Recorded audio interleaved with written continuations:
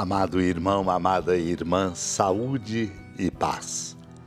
Somos convidados a abrir o coração e acolher a interpelação que nos vem da Palavra de Deus, lâmpada para nossos pés e luz luzente em nosso caminho, tão precisados de iluminação para vencermos as obscuridades que atrasam nossas vidas e a inauguração de um tempo novo. Naquele tempo disse Jesus aos seus discípulos: agora parto para aquele que me enviou e nenhum de vós me pergunta para onde vais? Mas porque vos disse isto, a tristeza encheu os vossos corações. No entanto, eu vos digo a verdade.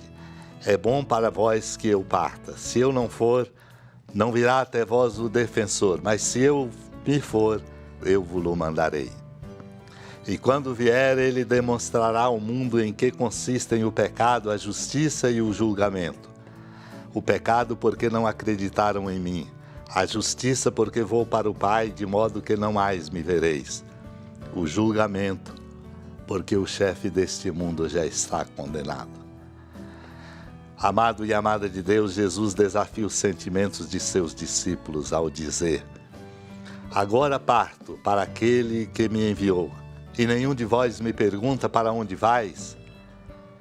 E completa dizendo: porque vos disse isto, a tristeza encheu os vossos corações. No entanto, eu vos digo a verdade. É bom para vós que eu parta. Se eu não for, não virá até vós o defensor. Mas se eu me for, eu vos-lo mandarei. Acolhemos a preciosa ajuda que temos nos sermões atribuídos a São Fulgêncio de Ruspe, quando ele comenta: vejamos, pois, em breves palavras, porque o Senhor disse no dia em que prometeu o Espírito Santo: se eu não for, ele não virá a vós. Com efeito, o Espírito Santo é inseparável do Filho de Deus, e nada o impedia de vir na presença daquele de quem não pode se esperar.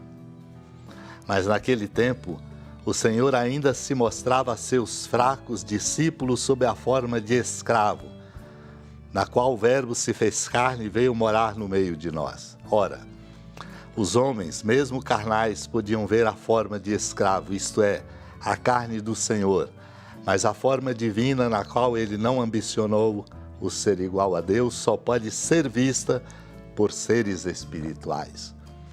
Por isso o Senhor disse: se eu não for, ele não virá a vós. É como se dissesse: enquanto vossa afeição carnal estiver presa à minha carne, vosso olhar espiritual não perceberá a minha divindade. Pela graça de Deus, exercitemos em nós um verdadeiro olhar para atingirmos a meta de nossa vida. Senhora da piedade, Mãe Virgem do Cristo Deus. Lembrai-vos, ó piedosíssima Virgem Maria, que nunca se ouviu dizer que alguém daqueles que, tendo recorrido à vossa proteção, implorado a vossa assistência e reclamado o vosso socorro, tenha sido por vós desamparado. Animado com igual confiança, a vós recorro, ó Virgem das Virgens, e gemendo sob o peso dos meus pecados, me prostro a vossos pés. Não desprezeis as minhas súplicas, ó Mãe do Verbo encarnado, mas dignai-vos de as ouvir propícia e de me alcançar o que vos peço. Amém. Feliz padroeira de um povo a lutar, a gente mineira te quer exaltar, não só lá na serra, tu és esplendor de toda esta terra, também és fulgor.